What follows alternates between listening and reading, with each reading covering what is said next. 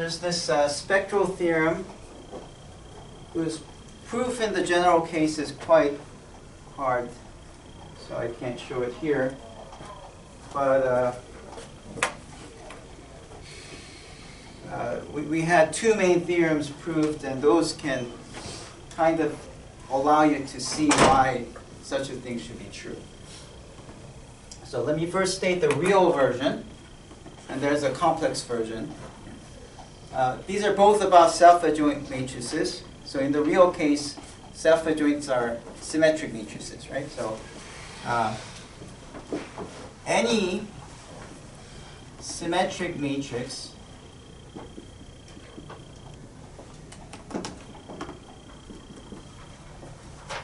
can be diagonalized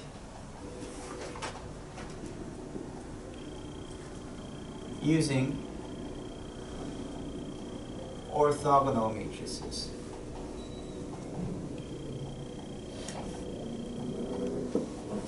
I'll just write down the standard version.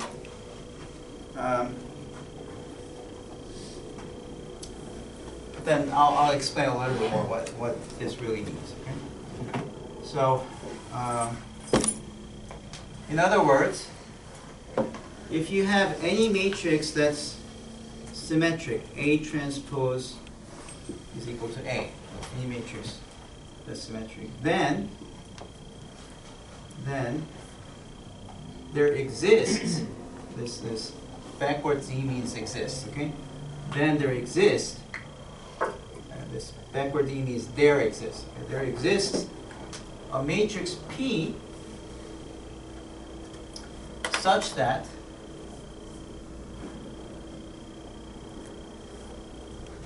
A is equal to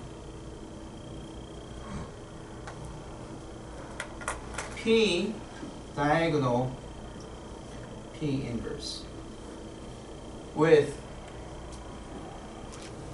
D a diagonal matrix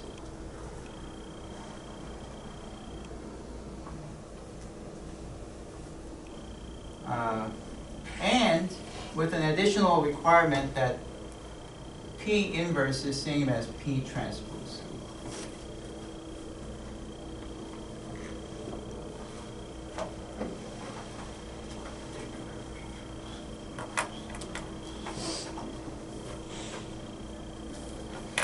So for the homework for that missing class last Wednesday, I asked you to watch this video on Jordan normal form, right? And that probably gave you an idea that not all matrices are diagonalizable, right? Yeah. So, and the closest you can get to a diagonal matrix is this diagonal matrix. So you have a diagonal matrix, but you might have ones at some points above some elements. You might have a one just off diagonal, and that's called Jordan normal form. But then, if you know that your matrix is already symmetric, you can do better. Any such matrix can be diagonalized, right? And moreover, you can make that matrix P, which conjugates to a diagonal matrix, as an orthogonal matrix. P inverse is equal to P transpose. Now let me say a little bit more why this is called the orthogonal. I already explained what an orthogonal matrix is, but you may have forgotten. So let's think about a P where all the row vectors that make the P form orthogonal basis. Not orthonormal basis, but orthogonal basis. Okay? No, orthonormal basis. Sorry, it has to be orthonormal basis. So if it's an orthonormal basis, you call this matrix orthogonal matrix. Okay? And think about this. What do you get if you do P transpose with P? That's like this matrix is all the row vectors become all the column vectors become row vectors, right? So you have U1 transpose here, U2 transpose here, all the way to UN transpose. multiplied by u1, u2, all the way to un, right? That's what you get. And look what this is. What is this dotted with this? U1 squared. U1 norm squared, right? What is that? 1. 1, because we are working with an orthonormal basis, right? So it'll be 1 here. What about this with the second one? 0, because Perpendicular. it's perpendicular, right? So you're going to 0. So it'll be 0 all the way. And the next row will be 0 here and 1 here. So what is that? That's the identity matrix, right? So what did we just show? That P transpose and P gives you the identity matrix, but that's what inverse does. P inverse times P also gives you the identity, so therefore P inverse and PT, P transpose, should be the same. That's why I say this condition is orthogonal.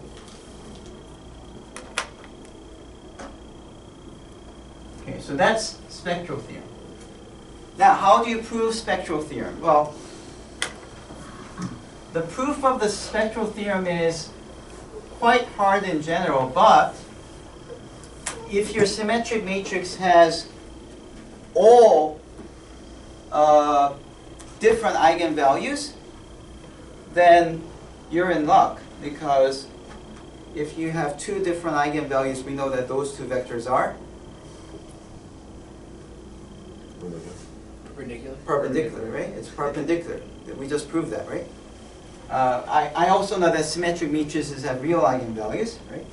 So if you were to take this matrix A and do determinant of A minus lambda I, which is the eigenvalue equation, we know that because A itself is symmetric, you're going to only have real eigenvalues for all these, right?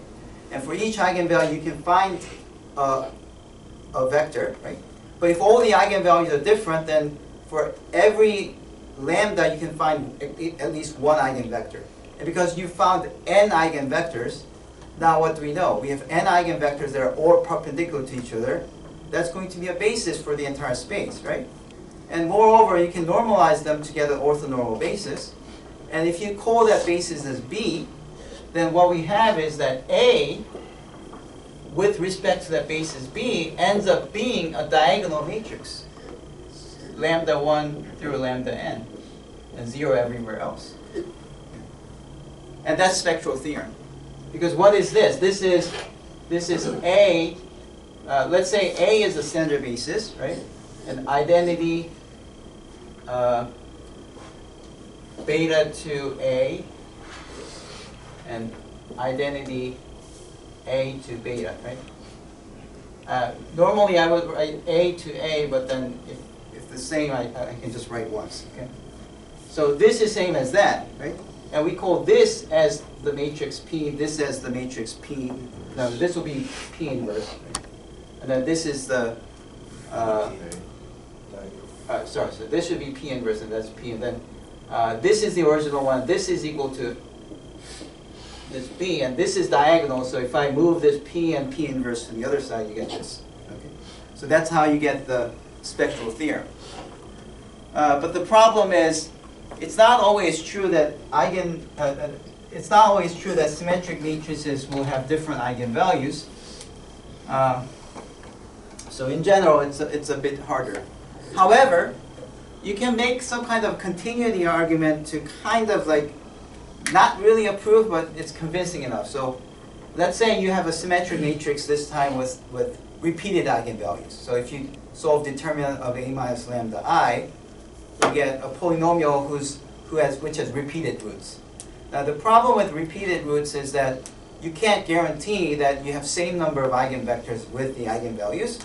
But now what you do is you take the symmetric matrix which has repeated eigenvalues, and you add small amounts of values, keeping it still symmetric, but you kind of like perturb it. And when you change the matrix slightly, then you can make these two identical repeated eigenvectors to be slightly different. Okay?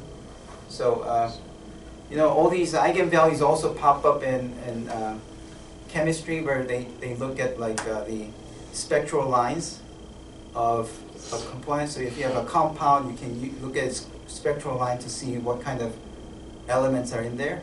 You know that's how you know whether a faraway star has like hydrogen in there, or does it have like gold? Should we go there and get it or something? Yeah, that's all spectral lines, right? It's all related to this eigenvalue stuff. Okay, so but then sometimes those spectral lines they somehow become 2 or something, right? It's a similar idea. So you perturb this to make the eigenvalue slightly different. Then you have these matrices that can diagonalize it. And now you take the limit where the perturbation goes to 0. Then this will still, by continuing the argument, you can still make it to do that. Okay, so that's like a very hand-wavy kind of proof, right? So that's the real version. Now let me talk about the complex version.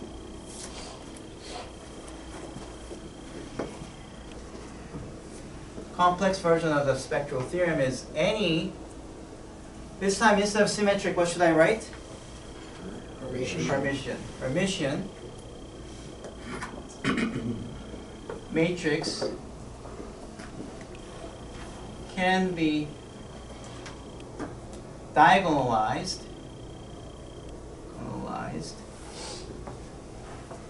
using unitary matrices. Okay. And the remaining statements are exactly the same, except that I didn't explain what unitary matrices are, so let me explain what unitary matrices are. See, this time, let's say you do the same thing. Okay? So I'm saying that A transpose is same as A conjugate. This means it's Hermitian, right? Then there exists some P such that A is equal to P dP inverse, and P inverse is same as P transpose conjugate. So again, if you introduce this conjugate, that's called unitary. Okay.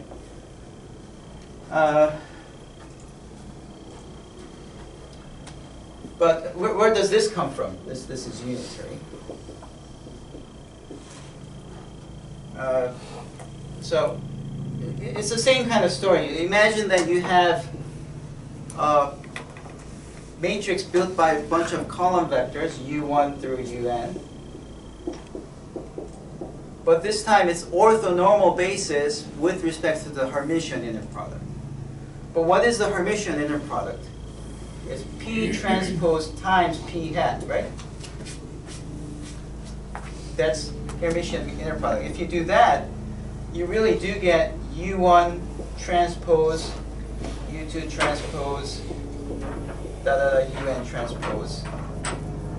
So you get row vectors dotted with U1 bar, U2 bar, and then UN bar. And again, if you look at element-wise, it's the same argument. This times this gives you the Hermitian inner product as U1. The other case will be 0. So you end up getting the identity matrix, right? If it's the identity matrix, you get that P transpose P conjugate should be the identity. What does that mean? That means if you take the transpose both sides, you can transpose of transposes itself and conjugate both sides, and conjugate of conjugate is itself, so it's like this, and then conjugate of a real value matrix is itself, right? And now you see that if you multiply P inverse both sides, that's going to cancel this one, and you get P inverse equals to this. So you get something called unitary, which is an extension of the orthogonal. So if you have a real unitary matrix, then you get an orthogonal matrix. Okay? An orthogonal real matrix that's orthogonal is an example of a real unitary matrix. Okay? But again, this is just a condition that says you have an orthonormal basis. Okay? And again, the same kind of meaning is true here. It means that if you have a Hermitian matrix, then you can pick an orthonormal basis to make it look like a diagonal matrix. Okay? And that's another very powerful statement. And after the break, I'm going to use these theorems to show you a very important kind of factorization of the any matrix, which is called the singular value decomposition. And that gives you principal component analysis, PCA. Okay, so that's where we're trying to go. That's all for today.